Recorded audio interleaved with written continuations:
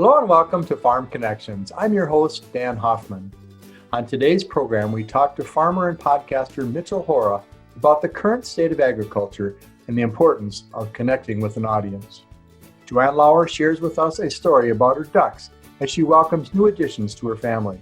And the University of Minnesota Extension provides us with a new best practices segment, all here today on Farm Connections.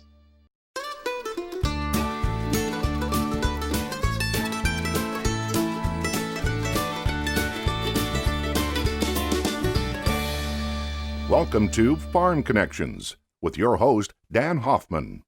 Farm Connections made possible in part by Absolute Energy. A locally owned facility produces 125 million gallons of ethanol annually, proudly supporting local economies in Iowa and Minnesota. Absolute Energy, adding value to the neighborhood. The Agricultural Utilization Research Institute, collaborating with businesses and entrepreneurs to foster long-term economic benefit for Minnesota through value-added agricultural products. You can learn more at auri.org. Hi, I'm Dan Hoffman, host of Farm Connections. Welcome to the show today. Today we have Mitchell Hora from Washington, Iowa, talking about Continuum Ag and his business, Fieldwork Podcast. Welcome, Mitchell. Hey, thanks for having me on. Well, it's great. And to have somebody in the agriculture field, especially in your age group, talking about agriculture is exciting because we need you. Tell us about your business. Yeah, so Continuum Ag is a soil health data company. We've built the first data platform to be able to integrate in soil health data, which really just means we're looking at the soil not just as a chemical system, but as a chemical, physical, and biological system, and helping farmers to gather the data that they need to be able to understand their soil as that living system. And that's especially important if they are looking at adopting these quote unquote sustainability practices or regenerative systems and integrate things like no-till, cover crops, more diverse cropping rotations, more diversity into their systems, things like that. It really changes the soil. And we want to help those farmers to get some data so that they can improve their soils, but ensure profitability while we're at it. Tell us about how the data is collected and how it's presented to the farmers. Yeah, so we start with soil data. So 6-inch deep soil testing, we really like to use the Haney soil health test. Okay, the Haney soil health test allows us to quantify our plant available nutrients. We're looking at nitrogen, phosphorus, potassium, calcium, magnesium, micronutrients, just like we typically do in soil testing. We're looking at our pHs, our organic matter, but we're also looking at the carbon that's in the soil, and that's the microbe food. We're looking at the microbial activity itself through CO2 burst. So we're better understanding the interactions within the soil. And we then are interpreting that through the software that my company has developed, actually. It's called Topsoil. It's an online analytics system that helps us to understand that soil function. And we're understanding what is happening in that soil today, cross-reference to how that soil changes over time to get a better understanding, a better predictive analysis of what will happen based on the weather. Then, of course, is going to be a huge driver of that. But we can get a much better understanding of how to manage fertility. What we've seen is we've been able to reduce our synthetic inputs by about 50%. Sometimes when you educate or try to be progressive, there's naysayers. Have you found any? And what do they say? Oh, gosh, there's plenty. I mean, we've been doing the things in agriculture that we've been doing for generations and for decades under the mantra of we have to feed the world, we have to feed the world. We need to raise production, raise production, raise production. Well, we just sold corn yesterday off the farm for $3.12 because we've just been raising production. And now we're, being forced to sell like under the cost of production because we got to get these bins empty. That's why we had to get some of it moved. We got to get the bins empty. We got to keep cash flow going. And, the bit of grain that we still have there that wasn't marketed ahead of time, it's like, no, obviously we never would have predicted COVID and the situation that we're in that has been one of the causes of poor crop prices for our area. But I have a lot of business in Southern Africa, and last time I was down there, I was telling the farmer, I opened up my talks to the farmers, saying that, yeah, the Midwest farmer, the Iowa farmer, believes that it's their sole job to feed the world. How many of you believe that that's the case? That it's the American farmer, it's the Midwest farmer that's going to feed the world? And they just laughed, and they're like, no, we're raising more production too. We've got production right here. We can feed people in Africa. We can continue to feed more people around the world too. These guys down there, they had terrible soils, and they were raising 180 bushel corn day in, day out too. And they're raising the same Pioneer numbers that we were growing up here, same John Deere tractors were running across the field. Like, they've got the same technology as us. We have to move the focus away from max production, and the only reward for a farmer being how many bushels can you produce and how cheap can you do that. We have to shift away from a focus being only on bushels to a focus being on profitability, and a focus being on how do we maintain better quality product produced in a quality manner, where there are multiple environmental benefits, there are health benefits, there are a lot of contributions that the American farmer can bring to the world, not just more and more and more production that sits in bins and hurts our own prices. Now, we need to continue to raise production, of course, too. I know that, and we need to continue to raise production, and we do have to feed the world, but that can't be the only sole focus to just continue to hurt ourselves. You've done some work with podcasting in a company called Fieldwork Podcast. What caused you to take that journey? Yeah. So I was approached after speaking at an event by the folks from Minnesota Public Radio and American Public Media through a initiative called the Water Main. And out of the Water Main, they were working on how do we connect with farmers better. So they found me as a farmer and my co-host, Zach Johnson, who is known online as the Minnesota Millennial Farmer. And they brought the two of us together. We'd never met before. We got in the studio on day one, hit record, and off and away we went.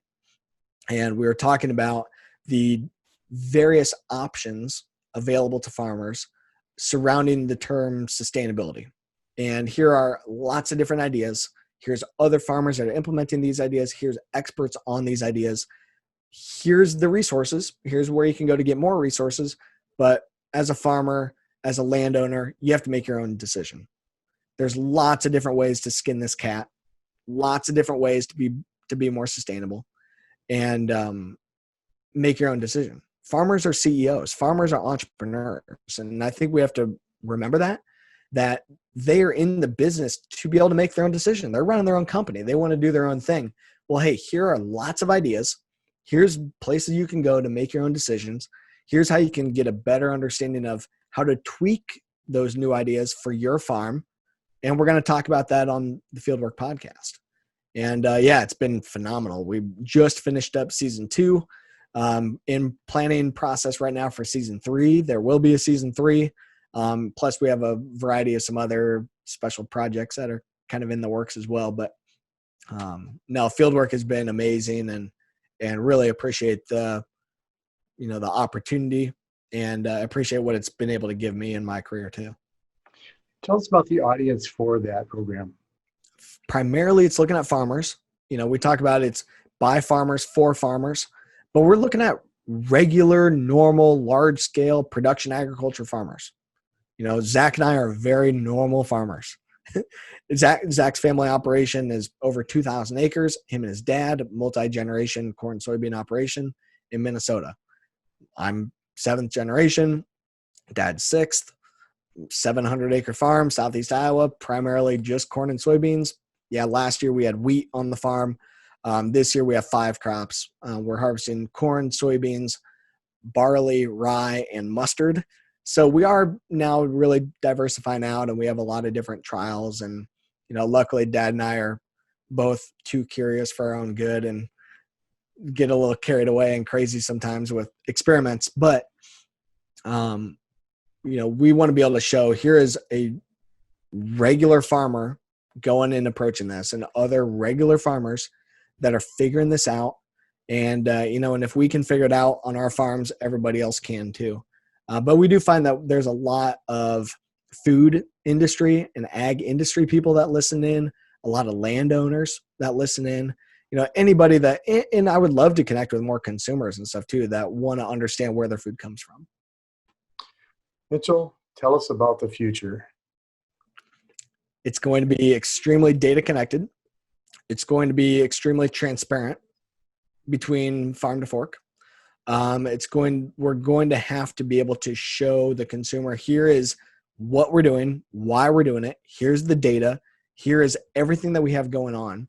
And my concern there, as we do be more transparent, that some of the things that we're doing do not have a great perception in the public right now. So we need to really get proactive. We need to be able to have those conversations with the consumer to show them, here's what we're doing, here's why we do it, and here's the data behind it to show this is why it's good for you.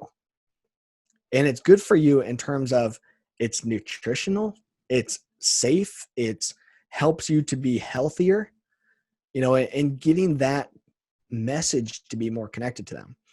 Mitchell Hora from Washington, Iowa, and Continuum Ag, thanks for joining us. Hey, thanks for having me on. You bet. Stay tuned for more on Farm Connections.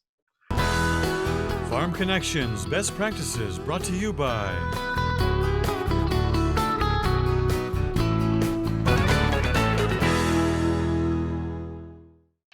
Hi, this is Bruce Potter, Integrated Pest Management Specialist with the University of Minnesota Extension, and this is a Best Practices segment. So as we get into spring here, or July here, and towards August, people are paying more attention to soybean aphids in their soybean fields. And what we're going to talk about here today is a little bit about how you can help make better insecticide decisions, avoid unexpected problems, and minimize the chances of resistance. One of the things we're worried about is with spraying insecticides is the development of resistance. There's a publication you can get from Minnesota Extension. It's a publication on managing soybean aphid resistance, but simply, if you don't need to spray aphids, don't spray them.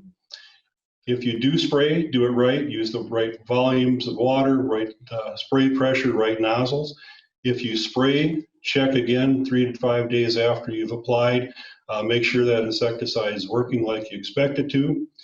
And then finally, if you have to treat a field more than once in a year, alternate insecticide groups. As far as resistance management, if you look at the pyrethroids by themselves, because of the widespread resistance we've seen in Minnesota, we're not advising using those alone. Neonicotinoids, by themselves, they're not quite as effective as in a mix, but what we do not want to see is following a neonic C treatment early in the season with a foliar containing another neonic. Pyrethroid mixes with our neonics or organophosphates can be okay, but I'll caution people that if you have resistance in the field, that pyrethroid is not doing anything, and all your insecticide control is based on the other compound. If we look at the newer products, these are really good at maintaining predator and parasite populations. They're real specific to sucking insects. The Savantos and Transforms, even though there's no documented cross resistance to these insecticides with neonics, we still advise caution following a neonic C treatment. And if you do mix something with these products to broaden the spectrum, say for example, take care of caterpillars at the same time, that reduces all your benefits for keeping those natural enemies in the fields. And then Safina works the same way as far as maintaining natural enemies. It's a unique group. It acts a little bit slower, but again, if you mix another product with it to broaden the spectrum, you're going to take that benefit of controlling natural enemies away. There's some documents available from Minnesota Extension also kind of walking you through some different rotations with insecticide resistance. You can find that on the CROPS website. This is today's best practices, and I'm Bruce Potter, University of Minnesota Extension. You've heard the saying, you can take a girl out of the country, but you can't take the country out of a girl. This little story I'm going to tell you started about 17 years ago. 3 days before Easter, when I was trying to find a baby animal to use in my children's sermon at church on Easter Sunday. I asked everyone, do you have a kitten? Do you have a puppy? Do you have something? And one of the gals said, well, I don't have anything, but I heard that the farm store in town sells baby ducks. Oh my goodness. Baby ducks, that's perfect. I drove out to the farm store on my lunch break, and in the back of the store is a cow tank, you've seen them, filled with straw, on either end a heat lamp, and inside dozens and dozens of day-old ducklings. I just stood there looking at them. The clerk walked up to me and said, well, hello, ma'am. How many ducks would you like? And I said, one. And he said, oh, no. If you're going to get one duck, you have to get 2 ducks because they're going to be lonely if you don't get 2. Well, okay, I said. But, I can't choose out of all these. Would you choose for me? He reached his hand down into the straw and pulled up a little fluffy yellow duckling with an orange beak and an orange feet. And then he looked in and he said, you need a black one. So with his rough farmer hands, he brought out a little black duck with a black beak and black feet. He put them in a box and said, here you go. Enjoy your ducks. Well, my lunch hour was over. I had to return to the 4th floor of the Guggenheim building at Mayo. And of course, those little ducks had to go with me. All those peeps brought everyone to my office. 2 of the laboratory technicians named Sam and Sonia stepped in. They were enthralled with these tiny little baby ducks. And so Sam picked up the black one. Sonia picked up the little yellow duck. And I decided right then, okay, that's what I would name them, Sam and Sonia. Well, a few months later, I went out to the garage where I kept Sam and Sonia. I went out like I did every morning, of course, and something was quite different. Sam had laid an egg, and Sonia, well, his voice had deepened quite a bit. And then I realized that Sam was the girl and Sonia was the boy, but I couldn't change their names, of course, because they knew their names. And I thought, well, somewhere in the world there's a girl named Sam and a boy named Sonia. Well, I got another surprise a few months after that, because there out in the garage stood proud father Sonia looking at Sam, who had just hatched 11 baby ducklings. The secret was out. All those quacks and peeps coming from my yard brought all the neighbors, brought all their kids every day to see the ducks. And I became known as the Duck Lady. Well, those 11 baby ducks grew as big as their parents before I really decided I had to give them to someone. My veterinarian took them. He lived in the country. I moved from Rochester, Minnesota, to a lovely little acreage out in the country. And on my pickup seat right beside me, of course, traveled with me, Sam and Sonia. After a few months, They hatched 3 more babies. And then I decided, since I had so much room for ducks, I would order some. So I ordered 2 little black Indian runners, and I named them Eleanor and Isabel. Someone from town heard that I had ducks and called and said, "My mom says we can't have these ducks anymore in our yard because ducks aren't allowed in town. And so will you take my ducks, because my mom says if you don't take them, we're going to eat them." And I said, "Bring them to me." So I had a lot of ducks. But of course, I had one favorite. Sam had always been my favorite duck.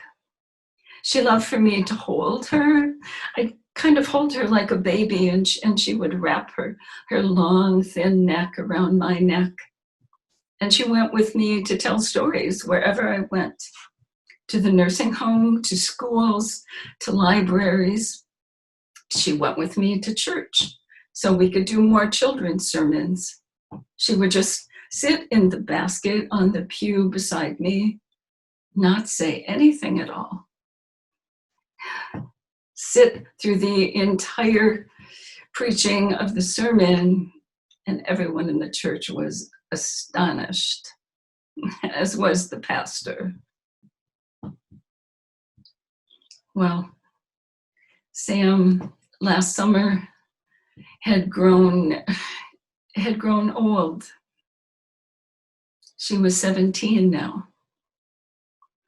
Her black feathers were mixed with so many white feathers. She wasn't black anymore.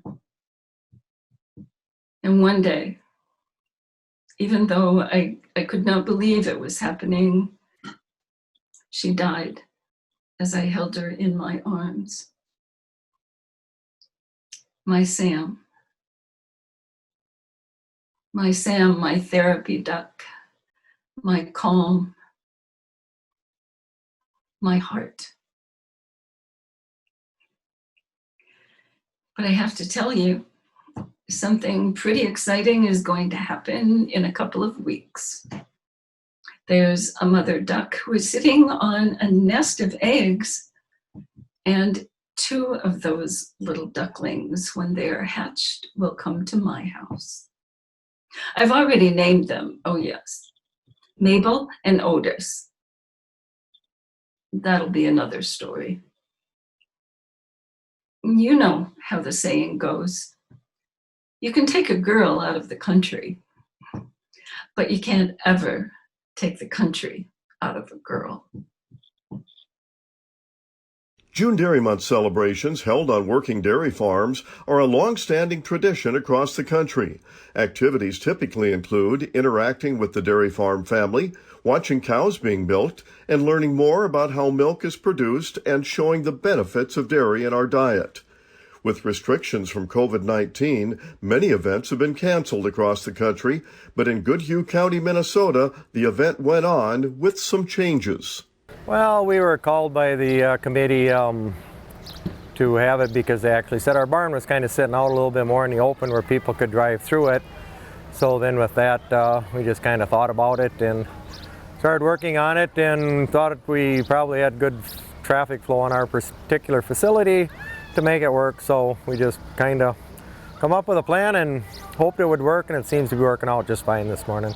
They're driving through our freestall barn literally down the feed alley, so they got cows on each side of them and driving in the feed alley, so they got the feed and the cows in there. And then they saw where the feed was stored, and then they came back up here in the front yard and got their dairy treats and whatnot, and then kind of right behind us here's where they're getting that, and then behind the cameraman, they're driving through the calf barn where they can see the calves. People are getting creative and getting out there and sharing about their dairy farms and their dairy stories. It's been pretty special. I've gotten to talk to a lot of people. There's been a lot of children. I had one family that came through and there was 11 people in their vehicle, and it was their first time visiting a dairy farm. So I'm really excited that people get to visit dairy farms. I grew up on a dairy farm and I work on my family's dairy farm, so I'm so happy for people to get a chance to come out and see a farm like this. One thing about farming and agriculture it's always an innovative industry. And we're seeing that today with June Dairy Month on the farm, a drive-through experience in Goodhue, Minnesota. This is Lynn Kettleson reporting. Staying informed about the world around us has become even more important these days. Make sure to take the time to check in with your friends and family and stay connected. I'm Dan Hoffman. Thanks for watching Farm Connections.